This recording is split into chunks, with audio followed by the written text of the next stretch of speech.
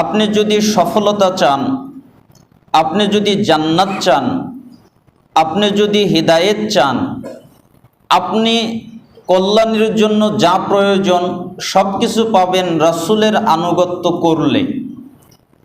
এজন্যই সালাফরা তারা বলতেন যে একজন মুমিনের জীবনে সবচেয়ে গুরুত্বপূর্ণ কাজ হচ্ছে রাসূলের আনুগত্য করা। সে যদি তার জীবনকে রাসূলের আনুগত্য দিয়ে সাজাতে না পারে তাহলে সে ধ্বংস। আর যে তার জীবনকে সব কিছুকে রাসূলের আনুগত্যের মাধ্যমে সাজাতে পারে সে হচ্ছে সফল কাম। রাসূলের আনুগত্য করলে কি হয়?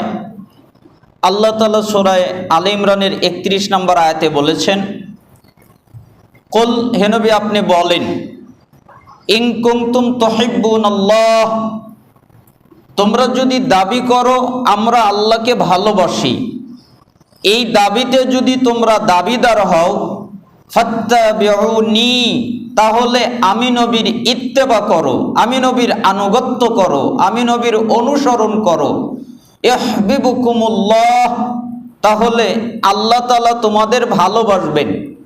ওয়ায়াগফির লাকুম যুনুবাকুম, এবং তোমরা যত পাপ করেছো আল্লাহ সবগুলো ক্ষমা করে দিবেন। তাহলে অত্র আয়াত দ্বারা বোঝা যায় কেউ যদি রাসূলের আনুগত্য করে তাহলে আল্লাহ তাকে ভালোবাসবেন। কেউ যদি চায় আল্লাহ আমাকে ভালোবাসুক, আমি আল্লাহর ভালোবাসা পেতে প্রত্যাশী, এই আশা যারা ব্যক্ত করে তাদেরকে অবশ্যই রাসূলের আনুগত্য করতে হবে। সে যদি রাসূলের আনুগত্য করে তাহলে আল্লাহ তো ভালোবাসবেন এবং তার অতীত জীবনে যত পাপ আছে আল্লাহ তাআলা সবগুলোকে ক্ষমা করে দিবেন। এটা রাসূলের আনুগত্যের মাধ্যমে পাওয়া যায়। যেমন আল্লাহ তাআলা সূরা নূর 52 নম্বর আয়াতে বলেছেন, ওয়ামাই ইউতিউল্লাহ ওয়া রাসূলাহু ওয়া ইয়াখশাল্লাহ ওয়া ইয়াত্তাকিহি ফাউলাইকা হুমুল ফাইজুন। তোমরা আল্লাহর আনুগত্য করো, আল্লাহ যা আদেশ করেন তা পালন করো, আল্লাহ যা নিষেধ করেন তা ত্যাগ করো। রাসূলের আনুগত্য করো, রাসূল যা আদেশ করেন তা পালন করো, রাসূল যা নিষেধ করেন তা ত্যাগ করো, এবং আল্লাহকে ভয় করে চলো। কিভাবে আমি পাপ করতে পারি, কিভাবে আমি অন্যায় করতে পারি, কিভাবে আমি নিজের নফসের উপরে জুলুম করতে পারি আল্লাহ তো দেখছেন। অতএব আল্লাহকে ভয় করো এবং তাকওয়া অবলম্বন করে চলো। তার মানে যত পাপ আছে সমস্ত পাপ থেকে তুমি বেঁচে থাকো। ফাউলাইকা হুমুল ফাইজুন, তাহলে আল্লাহ তাআলা বলছেন ওরাই হচ্ছে সফল কাম। তার মানে এখানে একটা গুণ হলো যারা রাসূলের আনুগত্য করে আল্লাহ তাআলা তাদেরকে সফল কাম বলে উল্লেখ করেছেন। তার মানে আপনি যদি সফলতা চান তাহলে রাসূলের আনুগত্য করতে আপনি বাধ্য। যেমন সূরা নিসা 13 নম্বর আয়াত, সূরা আলে ইমরান 15 নম্বর আয়াত, সূরা ফাতহের 17 নম্বর আয়াত আল্লাহ তাআলা বলেছেন, যে ব্যক্তি রাসূলের আনুগত্য করে আল্লাহ তাআলা তাকে এমন জান্নাতে প্রবেশ করাবেন যেই জান্নাতে পায়ের নিচ দিয়ে নদী প্রবাহিত হবে। আমাদের দেশে যেরকম নদী, জান্নাতের নদী এরকম নয়। আমাদের নদীর দুই ধারে কিনারা লাগে, তা না হলে এলোমেলো হয়ে যায়, সবকিছু ধ্বংস করে দেবে। কিন্তু জান্নাতের নদীর কিনারা লাগে না, জান্নাতের নদীর নির্দিষ্ট গন্তব্য লাগে না। জান্নাতের নদীকে যদি আপনি বলেন ডান দিকে চলো ও ডান দিকে চলবে, বাম দিকে চলো ও বাম দিকে চলবে, সামনে চলো সামনে চলবে, পিছনে চলো পিছনে চলবে। জান্নাতের নদী আপনার কথা শুনবে। ওই রকম জান্নাত আল্লাহ আপনাকে দান করবেন, আমাকে দান করবেন যদি আমরা রাসূলের আনুগত্য করি।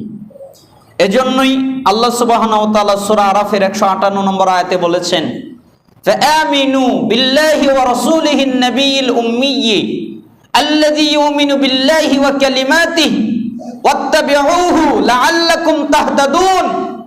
তোমরা ঈমান আনো আল্লাহর প্রতি এবং আল্লাহর বার্তাবাহক উম্মি নবীর প্রতি। কেন? যে নবী আল্লাহর প্রতি ঈমান এনেছেন এবং আল্লাহ যে কিতাব নাজিল করেছেন ওই কিতাবের প্রতিও ঈমান এনেছেন, তোমরা ওই নবীরই আনুগত্য করো, ওই নবীর ইত্তেবা করো, ওই নবীর অনুসরণ করো, লাআল্লাকুম তাহতাদুন, তাহলে আল্লাহ তাআলা তোমাদের হিদায়াত দান করবেন। তার মানে কেউ যদি হিদায়াত চায়, কার আনুগত্য করতে হবে? রাসূলের আনুগত্য করতে হবে।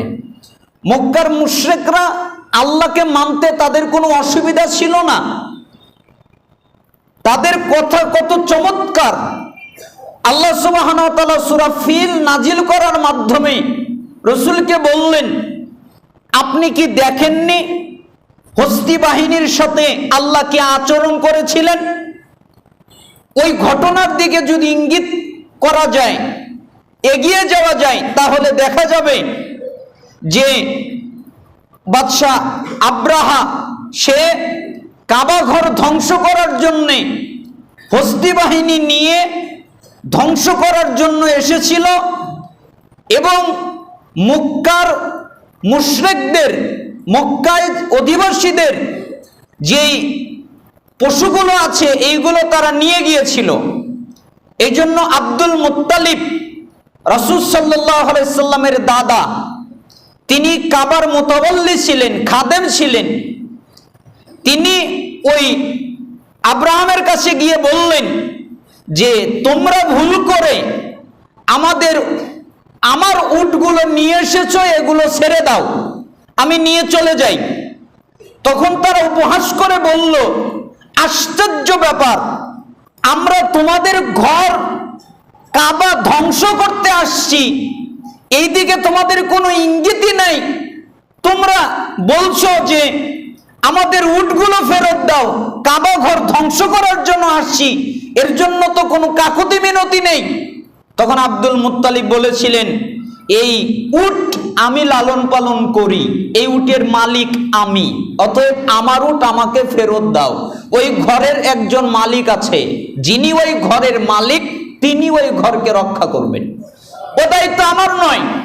তার মানে মক্কার মুশরিকদেরও আল্লাহর প্রতি কতটুকু আস্থা ছিল, যেখানে আবু জেহেল নিজে আল্লাহর কাছে দোয়া করছেন, হে আল্লাহ, মুহাম্মদ যদি সত্য হয়, তার মানে আবু জেহেল জানে মুহাম্মদ সত্য নয়। আনফালের 32 নম্বর আয়াত, মুহাম্মদ হলো মিথ্যা, আমি হলাম সত্য। এর জন্য সে বলছেন, আল্লাহ, মুহাম্মদ যদি সত্য হয় তাহলে আমার উপরে যন্ত্রণাদায়ক আযাব আমাকে দাও এবং আমাকে ধ্বংস করে দাও। এ কথা নিজের বিরুদ্ধে দোয়া করছে। তার মানে আল্লাহর প্রতি তাদের বিশ্বাস ছিল, তারা স্বীকার করত আল্লাহ আছে, এ কথা তারা স্বীকার করত। কিন্তু মুহাম্মদ সাল্লাল্লাহু আলাইহি সাল্লামের পদ্ধতিতে আল্লাহকে স্বীকৃতি না দেওয়ার কারণে, রাসূলের পদ্ধতিতে আল্লাহর ইবাদত না করার কারণে, রাসূলের তরিকায় আল্লাহর ইবাদত না করার কারণে তাদের হজ ইবাদত কবুল হয় নাই। ঠিক আমরাও যদি রাসূলের পদ্ধতিতে আমাদের জীবন পরিচালনা না করি, তার মতো সালাত আদায় না করি, তার মতো যাকাত না দেই, তার মতো সিয়াম পালন না করি, তার মতো হজ না করি, তার মতো সাহুর না খাই, তার মতো যদি ইফতার না করি, তার মতো যদি আজান না দেই, তার মতো যদি ইবাদতগুলো না করি, তাহলে আমাদের আমল বাতিল হবে। যেখানে আল্লাহ বলেছেন, ইয়া আইয়ুহাল্লাযীনা আমানু, হে ঈমানদারগণ, আতিউল্লাহ, আল্লাহর আনুগত্য করো, ওয়াতিউর রাসূল, এবং রাসূলের আনুগত্য করো, ওয়ালা তুবতিলু আমালাকুম, এমনটা না করে তোমাদের আমল ধ্বংস করো না, বাতিল করো না। তার মানে রাসূলের আনুগত্য না করলে আমল বাতিল হবে, ধ্বংস হবে। এই জন্য আপনাকে আমি জরুরিভাবে বলছি, যে কোনো মূল্যে রাসূলের আনুগত্য করবেন। আল্লাহ তাআলা আমাদেরকে রাসূলের আনুগত্য করার তৌফিক দান করুন।